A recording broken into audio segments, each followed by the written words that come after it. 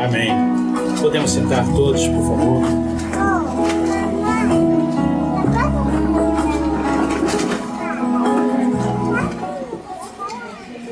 Amém. Glória a Deus. Olha, eu vou dizer para vocês, é a minha primeira cerimônia. E eu estou sendo abençoado tremendamente aqui, nesta manhã. E eu louvo a Deus pela oportunidade que Ele está dando, não só para mim, irmãos, tá? Como responsável, como líder da igreja, como pastor, mas pelo privilégio que Ele me dá de ver este casal querendo renovar os seus votos. Dias complicados são os dias que nós vivemos, dias difíceis, e é raro. São quantos anos de casado? 53 hoje, fazem exatamente hoje 53 anos de casado. Aí você vai falar assim, foi um mar de rosas, Cleide? Não, não foi. Foram difíceis como os meus 36 anos também foram. Eu gosto de usar sempre essa figura, pode parecer hilário, irmãos, mas é verdadeira, né? Um dia você vai abrir a sua janela do quarto e os rouxinóis estão lá, cantando melodias lindas, que tom suave, aquilo eleva a nossa alma. Mas vai ter outros dias, amados, que vocês vão abrir a janela e tem 2 urubus enormes ali nos galhos, olhando para você. E aí, como é que faz? A Bíblia tem explicação para tudo. Na carta de Paulo aos Efésios, lá no capítulo 5, ele diz assim: vós mulheres, sujeitai-vos a vossos maridos como ao Senhor. Porque o marido é a cabeça da mulher, como também Cristo é a cabeça da igreja, sendo ele próprio o Salvador do corpo. De sorte, assim como a igreja está sujeita a Cristo, assim também as mulheres sejam em tudo sujeitas a seus maridos. Vós, maridos, amai vossas mulheres, como também Cristo amou a igreja, e a si mesmo se entregou por ela, para a santificar, purificando-a com a lavagem da água pela palavra, para apresentar a si mesmo igreja gloriosa, sem mácula, nem ruga, nem coisa semelhante, mas santa e irrepreensível. Assim também devem os maridos amar as suas próprias mulheres, como a seus próprios corpos. Quem ama a sua mulher, ama a si mesmo, porque nunca ninguém odiou a sua própria carne, antes a alimenta e a sustenta, como também o Senhor, a igreja. Esse foi o texto que Deus me deu para passar para vocês. Agora, é um texto que traz alguma polêmica, mas traz polêmica para aqueles que não entendem exatamente o que Deus quer falar aqui. O que Deus quer mostrar? Qual é o princípio mátrio aqui? Qual é o principal princípio que o Senhor está levantando aqui quando Ele dá esses conselhos para a mulher e dá esses conselhos para o marido? Aqui está explicitado todo o alicerce do casamento. Você que é casado ou que pretende se casar, aqui está o alicerce do casamento. Esposas, sejam submissas a seus maridos. Maridos, amem as suas esposas. E aonde está a polêmica? Na questão da mulher se submeter ao marido.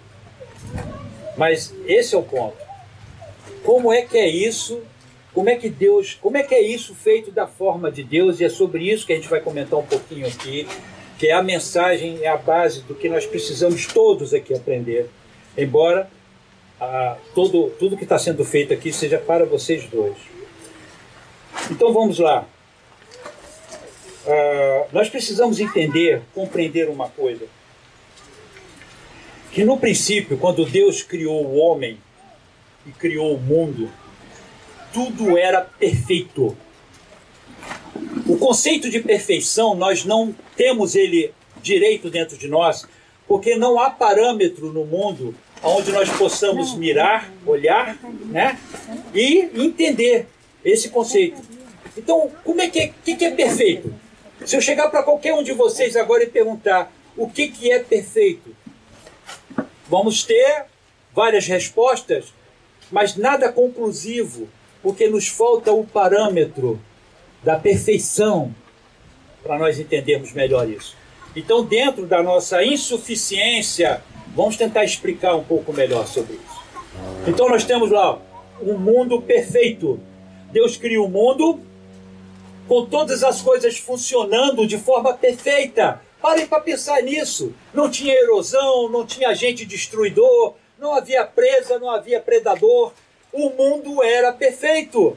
Quando ele fez o homem, ele criou o homem, ele soprou no homem parte de si mesmo. Esse homem era feliz, radiante, ele era suficiente, ele era cheio de gozo, de alegria. Este homem era perfeito. Mas aí, queridos, nós vemos Deus lá em Gênesis, no capítulo 2, e aí está a chave para nós começarmos a entender alguns conceitos que o Senhor está falando aqui para nós. E aí eu peço que vocês dois prestem muita atenção no que eu estou falando, porque é a palavra de Deus. Lá em Gênesis capítulo 2 diz assim: e disse o Senhor Deus, não é bom, guardem isso, olha o que Deus está falando, não é bom. Opa, peraí, como é que é? Está tudo perfeito, está tudo lindo demais, perfeito demais, o homem está cheio de gozo, de alegria, não há imperfeição no mundo. Como que Deus chega e diz? E disse o Senhor Deus, não é bom o que o homem esteja só. Far-lhe-ei uma ajudadora idônea para ele. No versículo 21 diz assim: então o Senhor Deus fez cair um sono pesado sobre Adão, e este adormeceu, e tomou uma das suas costelas. Lindo isso aqui, e tem uma simbologia importante. E cerrou carne em seu lugar, e da costela que o Senhor Deus tomou do homem, formou uma mulher, e a trouxe a Adão. E disse, Adão disse isso, prestem atenção, mandei vocês pedir para vocês guardarem a questão quando Deus disse, não é bom, tem alguma coisa errada, não é bom. E agora guardem isso que Adão falou. Versículo 23. E disse Adão, esta é agora osso dos meus ossos e carne da minha carne. Esta será chamada mulher, porquanto do homem foi tomada. Então, vamos entender aqui uma coisa importante. O homem estava só. Quando Deus fala assim, não é bom que o homem esteja só. Aí eu pergunto, espera lá, se o homem era perfeito, cheio de gozo, de alegria, estava satisfeito e feliz, como Deus identifica algo assim? Que o homem não era bom que ele ficasse sozinho. O homem não estava sofrendo de solidão porque este mundo não possibilitava isso. O mundo era perfeito. Ele não tinha solidão. A Bíblia diz, informa que Deus passeava pelo jardim. Diuturnamente, Deus e o homem comungavam, conversavam. Na viração do dia, ou seja, no final do expediente, Deus ia lá conversar com Adão. Como um camarada desse pode se sentir só? Como esse camarada pode sofrer de solidão? Tem algo estranho aí. E aí eu comecei a perguntar para Deus sobre isso. É possível?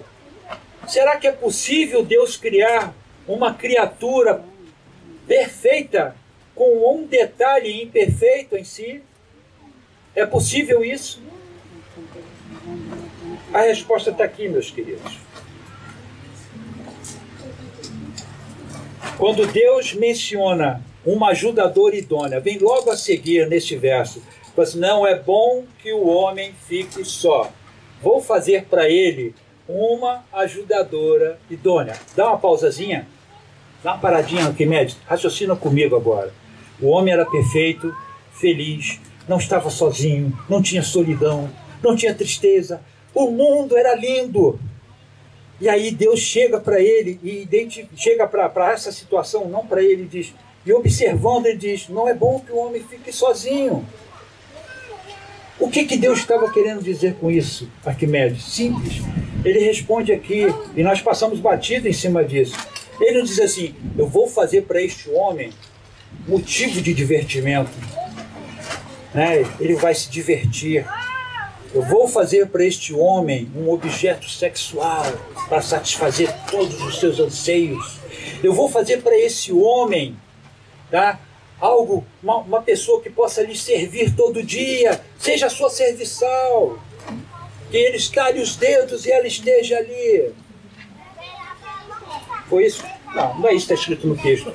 O texto sagrado diz assim, olha o que o texto sagrado diz, vou fazer para você. Ele não falou isso para Adão, mas ele falou para si mesmo, ele disse, vou fazer para o homem uma ajudadora. Opa!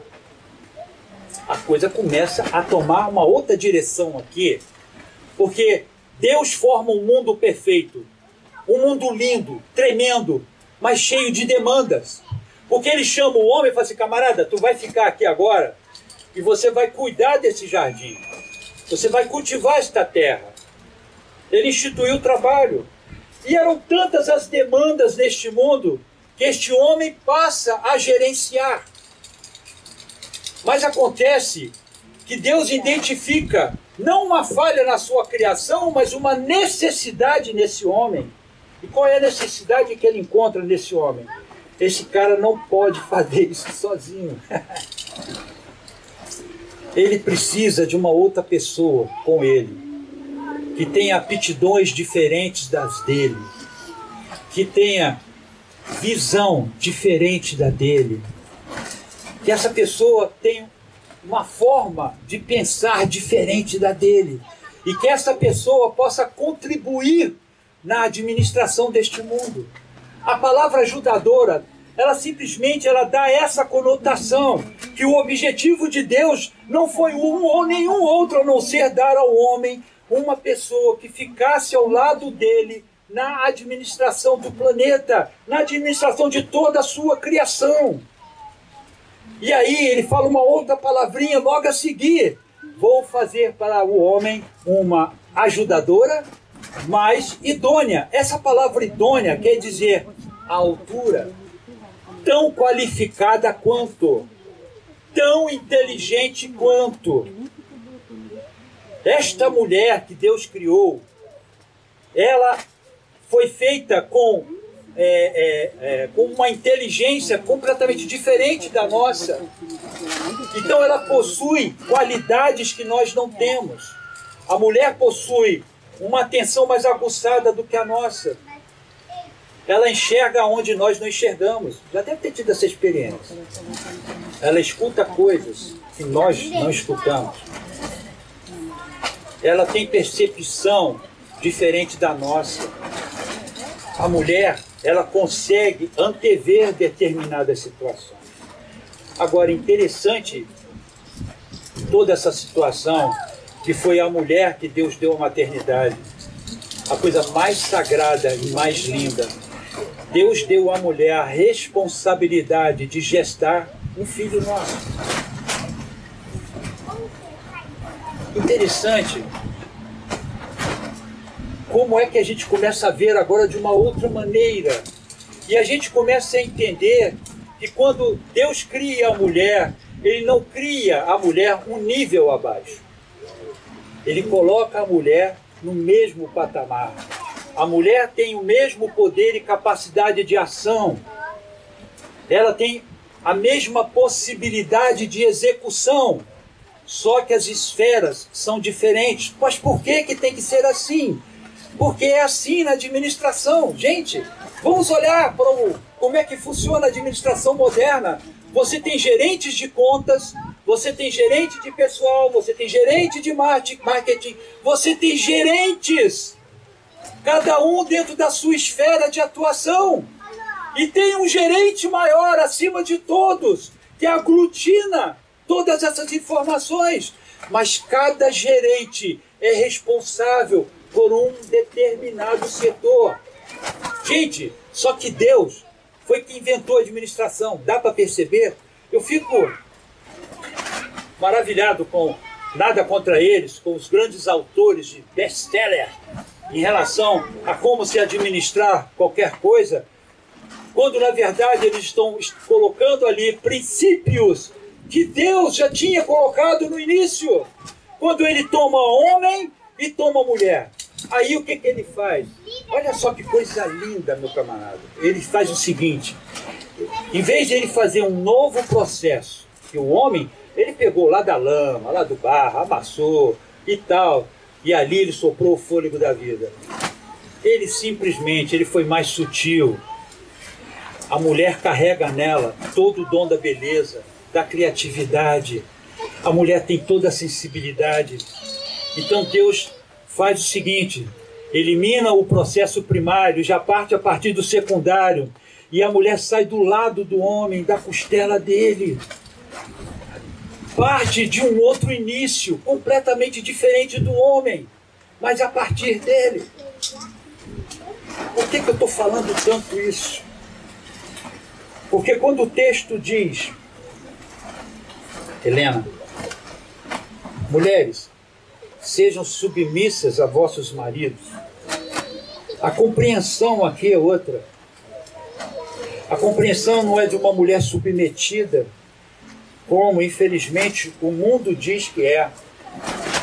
Que a Bíblia é machista, que a Bíblia ela traz essa conotação de machismo em que a mulher é uma figura subalterna.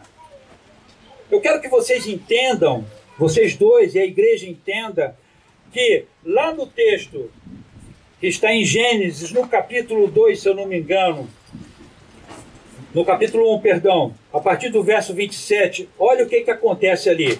Gênesis 1, 27, que vai corroborar essa informação que eu estou passando para vocês agora. Para vocês dois, inclusive. Ele diz assim o texto: e criou Deus o homem à sua imagem, a imagem de Deus o criou, homem e mulher criou. E Deus os abençoou, presta atenção, e Deus os abençoou. Então ele pega o homem, pega a mulher e os abençoa. Vou mais. E disse-lhe: frutificai, multiplicai-vos, enchei a terra, sujeitai-a e dominai. Como é que é? Como é que é? Então ele chama a mulher e ele chama o homem, coloca os dois de frente dele e diz: agora vocês dois sujeitem a terra e dominem sobre ela. Opa! Ele não chamou o homem sozinho, ele chamou o casal, porque ele entrega a administração deste mundo a um casal. E fala para este casal: vocês agora atuem nas suas respectivas gerências. Gerenciem esse mundo dentro das esferas que eu dei a cada um de vocês. E aí ele fala: dominai sobre os peixes do mar, sobre as aves dos céus, sobre todo animal que se move sobre a terra. Fica claro aqui que Deus não cria a mulher para ser um objeto na nossa mão, para o nosso bel prazer, a nossa empregada, a massageadora dos nossos pés, aquela que, cadê ela? Corta os cabelos da orelha. Não é essa a função da mulher. Deus trouxe a mulher para nós com um único objetivo: nos ajudar na forma como gerenciar.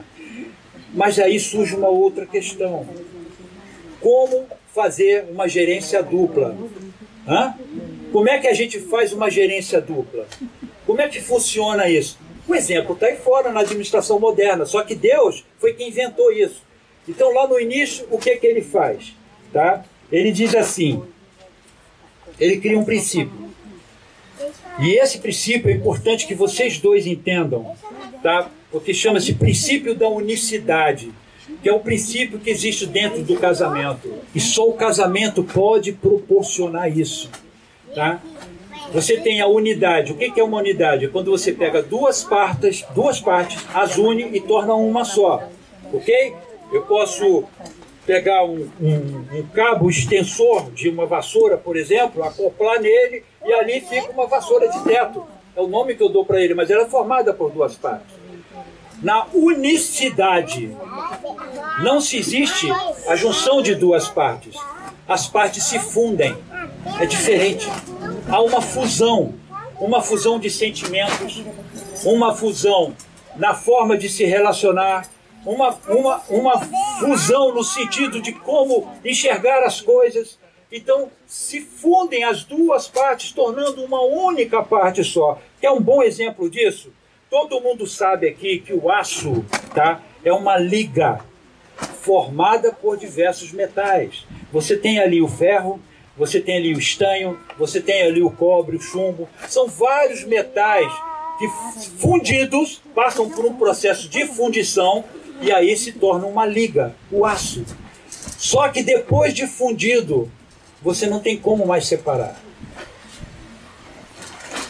São uma parte só. É um único momento, é uma única pessoa. Então, quando o Senhor chega, tá, leva a mulher para Adão, Adão reconhece isso. E aí ele mostra esse princípio claramente quando ele diz: esta agora é osso dos meus ossos e carne da minha carne.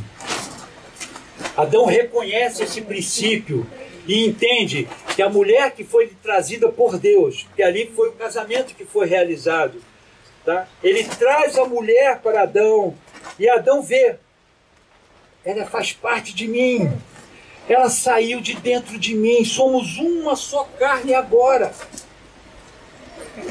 Diante desse entendimento, agora a gente pode voltar lá para o texto em Efésios e nós vamos entender melhor o que o Senhor quis fazer. É importante que vocês entendam que esse ato de fusão, que nós chamamos de fusão, é exatamente o princípio, tá, da unicidade. É o mesmo princípio que rege o casamento. Então, em Efésios 5, agora vamos de novo em Efésios 5, que diz: vós, mulheres, sujeitai-vos a vossos maridos como o Senhor. Quer ver como é que vai ficar mais fácil entender agora? Então, vamos lá. Versículo 23. Porque o marido é o cabeça da mulher, como também Cristo é a cabeça da igreja, sendo ele próprio salvador do corpo. De sorte que assim como a igreja está sujeita a Cristo, assim também as mulheres sejam em tudo sujeitos a seus maridos. Vós, maridos, amai vossas mulheres, como também Cristo amou a igreja e a si mesmo se entregou por ela, para a santificar, purificando-o com a lavagem da água pela palavra. E no versículo 28 diz: assim devem os maridos amar as suas próprias mulheres como a seus próprios corpos. Olha só, quem ama a sua mulher, ama-se a si mesmo, porque nunca ninguém odiou a sua própria carne. Antes a alimenta e a sustenta, como também o Senhor a igreja. Então, a palavra submissão, se você for buscar ela no grego, eu gosto sempre de ir para o original, ela é um termo militar. E esse termo militar, ele tem um significado, que é estar sob a mesma missão, tá? Estar sob uma liderança. Ok? Vai para o dicionário e a gente busca a palavra liderança. Liderança é a habilidade de motivar, inspirar pessoas de forma positiva. Isso é do dicionário. No conceito de liderança, o líder busca influenciar e conduzir a equipe na luta por um mesmo objetivo, contando sempre com a participação de todos, abrindo portas para que a equipe possa participar do processo. Esse é o conceito frio de liderança, mas basta ele para a gente entender melhor o que o Senhor fez. Ele chama Adão e dá a liderança para Adão. O seu papel é inspirar a sua esposa, é cuidar dela, é alimentar ela, é fazê-la feliz, fazê-la como a parte mais importante de você mesmo. E ele fala mais, tá? Ele diz que ela é tão importante para nós que da mesma forma como Cristo agia com a igreja, devemos também agir com ela. E vai mais ainda adiante. Então, o nosso papel, Arquimedes, dentro desse conceito, é sermos a fonte de inspiração para as nossas mulheres, que está no verso 22. E nos cabe liderar os nossos lares, dar direção para eles, traçar estratégias, sermos sensatos em todas as nossas ações, para que a segurança do lar não seja comprometida. Nós precisamos ter sensatez na forma como agimos dentro das nossas casas. Somos os líderes, cara. Nós somos os líderes. Deus deu essa missão para nós aqui dois e para os outros homens aqui. A mulher, quando olha para nós, ela nos olha assim: tem problema, meu marido vai tomar conta desse negócio, meu marido vai resolver isso.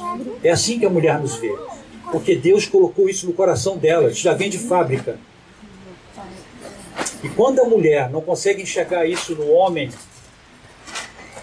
ela passa a tomar atitudes para as quais ela não está apta a tomar. Então somos importantes nesse aspecto. Nós precisamos entender que somos os líderes das nossas casas e que as nossas mulheres miram em nós, na nossa eficiência. Entende? Mas tem mais coisa. Porque muita gente, eu quero mostrar aqui, tá, que muita gente toma o texto de Efésios, a Bíblia é machista, mas pelo contrário, a Bíblia pega a gente e coloca na parede e fala: cara, o seu papel é esse aqui. Ele fala pouco das mulheres, ele fala mais da gente. É esse o ponto. Mas por quê? Porque nós somos os líderes. Há um peso maior sobre nós. A mulher, Helena, olha para mim. A mulher, Deus deu a habilidade de edificar a casa dela. O lar dela, quem edifica é a mulher. Onde está escrito isso, Cleito? Provérbios 14:1. Toda mulher sábia edifica a sua casa, mas a tola a derruba com as próprias mãos. Você é responsável pela edificação do seu lar. Seus filhos moram perto de você. E você tem que ser referência para eles. Não importa se estão barbados. É o seu exemplo onde eles vão mirar. E você é responsável pela edificação do seu lar. Entendeu?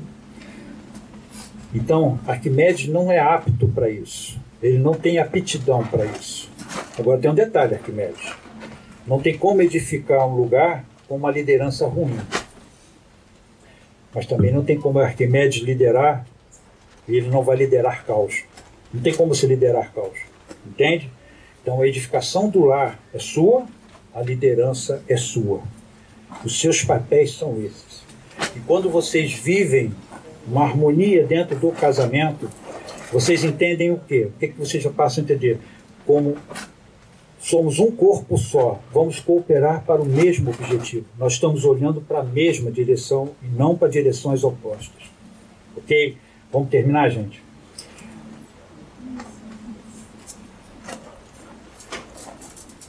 Por último, a Bíblia nos manda, a nós, homens, devemos amar nossas esposas até que ponto? Até que ponto nós devemos amar nossas esposas? A Bíblia responde. Você deve amar a sua esposa da mesma forma que Cristo amou a igreja.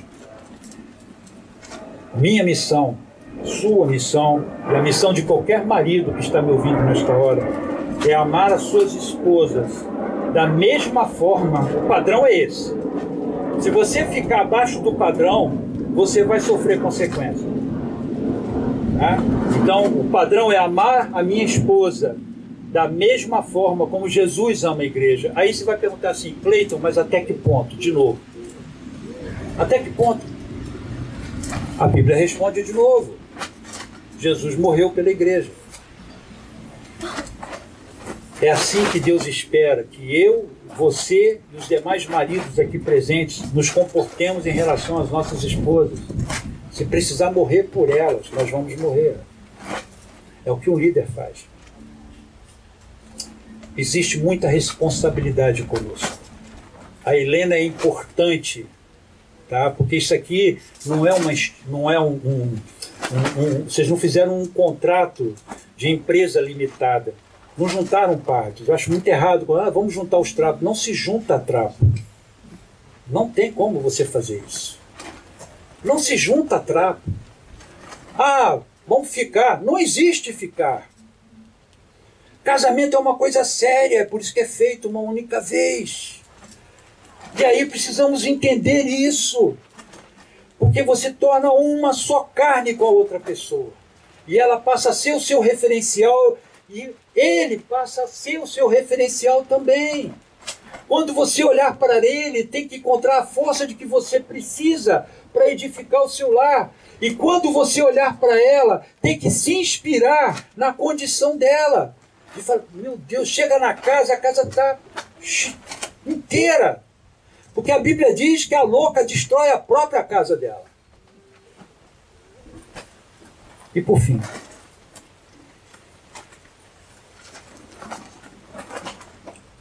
no último verso diz que nós devemos suprir todas as necessidades das nossas esposas. Todas as necessidades, Arquimedes, todas. Elas têm necessidades especiais e nós precisamos estar atentos a isso. Falo isso para mim, Arquimedes, e falo isso para os demais maridos também. Elas têm um problema hormonal que nós não temos. Elas possuem disfunções que acontecem ao longo da vida que nós não sofremos. E elas precisam de pessoas compreensivas nesta hora. A TPM não é bobeira, não é o caso da Helena aqui agora. Mas precisamos entender que a mulher é um ser especial.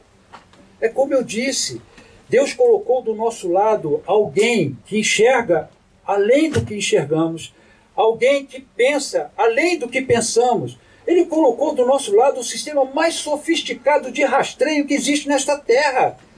A mulher percebe tudo. Ela escuta coisas que nós não escutamos. A minha esposa é assim comigo. Você ouviu? Eu falei, ouvi o quê? O que eu escutei? Não, você não percebeu? Percebi o quê? Você entende? Por isso que Deus as colocou do nosso lado, porque elas trabalham na mesma altura. Elas não são menores do que nós em nada e por isso precisamos valorizá-las. O que seria de mim sem a minha mulher? E eu tenho certeza que todos os outros aqui falariam a mesma coisa. Devemos valorizar as nossas esposas, Arquimedes. Aí você fala, Cleiton, você está só olhando para mim, fala alguma coisa para minha mulher. Deixa eu te falar um negócio. Sabe por que eu não posso fazer isso? Porque a Bíblia colocou na minha responsabilidade e na sua a liderança desse negócio. Embora não sejamos maiores do que elas em nada, fomos feitos primeiro, como a própria Bíblia diz. O homem foi feito primeiro, por isso a ele cabe a liderança. A nossa liderança nos impõe princípios. A Helena de estar sob a mesma missão do Arquimedes. Ela precisa estar sob a sua mesma missão, olhar na mesma direção que você está olhando e te ajudar a conquistar um objetivo que é comum. Ok? E para finalizar agora, essa parte, eu quero dizer, existe eu já repeti isso na igreja algumas vezes, existe uma lei física, que é a terceira lei de Newton. O enunciado da lei é assim, que é o princípio da ação e da reação. Presta atenção nisso, Arquimedes. Presta atenção nisso, para você também, Helena. A toda a reação, isso é um princípio da física, tá bom? A toda a ação, há sempre uma reação oposta de ações mútuas, de intensidade de ações mútuas de dois corpos, um sobre o outro, são sempre iguais e dirigidas em sentidos opostos. A lei física diz o seguinte: na mesma força que você implica uma ação, você tem uma reação contrária, na mesma proporção, com vetor diferente. Ele é contrário. Você soca uma parede, a parede cria uma resistência ao seu soco, mas só de uma força intensa igual, mas contrária. Ok? O que eu quero dizer com isso? As pessoas reagem as nossas ações. Se queremos amor das pessoas, devemos amá-las. Aí você vai falar assim, peraí, Cleiton, como é que é esse negócio? Como é que é esse negócio? Não, Jesus falou isso umas 500 vezes, tá? Dizendo, amai vossos inimigos. Amem aqueles que perseguem vocês. Por que isso, queridos? Porque isso cria uma força contrária na mesma proporção. Só que essa força, ela vem de uma outra maneira. Não é ódio que vem sobre. Pode vir ódio no início, mas depois isso vai sendo atenuado à medida que você persevera nesse tipo de ação. Entendem? Quantos exemplos na nossa vida, eu tenho certeza que vocês dois têm isso recheado na vida de vocês, de ver pessoas que agiram, que amaram aquelas que faziam mal a elas, e de repente essas pessoas começaram a reagir de uma forma doce. Então, se você quer amor da Helena, ame-a, porque é a ordem que Jesus dá para você, meu querido. Ele fala assim, maridos, não fala esposas, maridos, amai vossas mulheres, da mesma forma como Cristo amou a igreja, e tem cuidado dela. Então ele te deu uma ordem, ame a Helena, para que a Helena possa retribuir na mesma proporção. Entende, Arquimedes? Princípio bíblico, é para você, é para mim, é para cada um dos maridos que estão aqui. E as esposas andem na mesma missão dos seus maridos. Isso é submissão. Não é ficar subjugado. Não é ficar subjugado. Quem foi que falou que Jesus deu esse tipo de instrução? Os grupos feministas falam isso, mas não é o que a Bíblia diz, então eu fico com a Bíblia.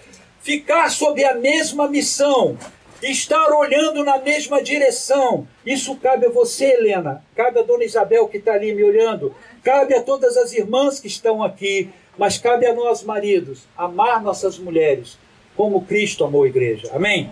Vamos ficar todos de pé agora? Vocês dois também.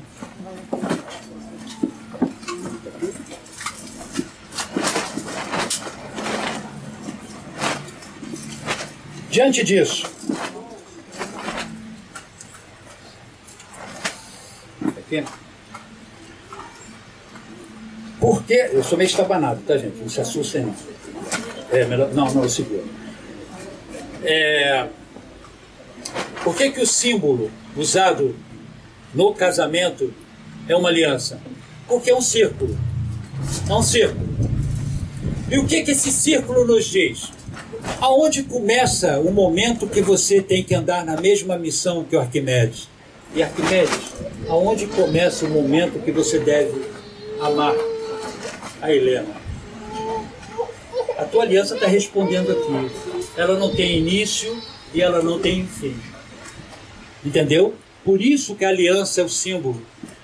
Não tem início e não tem fim. É sempre, é eterno, é o tempo todo. É a cada momento, a cada instante.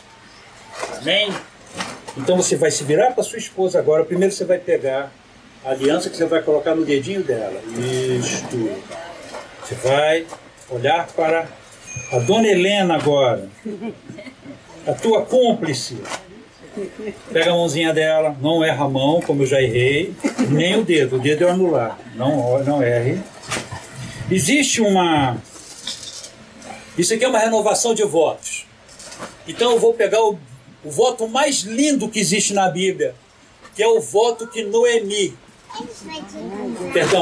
que Ruth fez a Noemi, quando a Noemi pediu para as suas noras irem embora, porque seus filhos tinham morrido. Uma das noras foi e a outra permaneceu. E essa outra que permaneceu fez este voto para Noemi. Você vai repetir comigo. Amém? Então, olhando para os olhinhos dela. Você olha para os olhos dele. Isso. Vamos fazer um negócio direito. Repita comigo, Arquimedes. Aonde você for, irei eu. Aonde você ficar, ficarei eu. É sério esse negócio, hein, rapaz? O Espírito Santo está aqui, hein? Ele está te olhando. Vamos lá. O teu povo será o meu povo. O teu povo será o meu povo. E o teu Deus será o meu Deus. O teu Deus será o meu Deus. Coloca o anelzinho no dedinho dela, aliança. Isso. Bonito. Vamos lá. Dona Helena, pega a aliançazinha. Mesma coisa. Não erra o dedinho, não erra a mão. Isso. A mulher é mais precisa nessas coisas. E você vai olhar nos olhos do Arquimedes agora e vai repetir isso. Aonde você for, Aonde você for, irei eu. irei eu. E onde você ficar, E onde você ficar, ficarei eu. ficarei eu. O teu povo será o meu povo, O teu povo será o meu povo. e o teu Deus será o meu E o Deus. teu Deus será o meu Deus. Me dá as mãozinhas de vocês. Coloque as suas mãos aqui em cima da minha. Isso. Primeira mãozinha dela, bota a sua mãozinha. Vamos orar.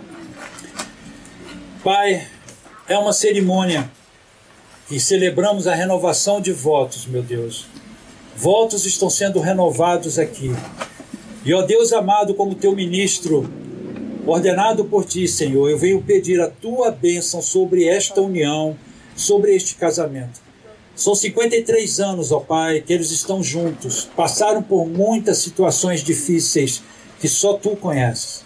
Mas eu te peço agora, meu Deus, que os demais anos que tu tens reservado para eles sejam anos bons, com frutos, com bênçãos. Ó Deus, derrama sobre este casal a tua mais rica e profunda bênção. Guarda essas duas vidas, ministre aos seus corações, que seus filhos possam olhar para eles e tomá-los como exemplo para as suas vidas. Oh Deus amado, se há feridas, se há mancha, se há machucado, Pai amado, com teu bálsamo, vem, Senhor, curar todo este mal, as lembranças, as coisas ruins, e faz, Pai, com que eles possam ter uma vida repleta diante da tua face. Aqui estou eu, Pai, junto com a tua igreja, ordenando a tua bênção sobre eles, pois é no nome de Jesus Cristo em que eu te agradeço. Amém. Amém. Que o Senhor te abençoe e te guarde. Que o Senhor faça resplandecer o seu rosto sobre ti e tenha misericórdia de ti.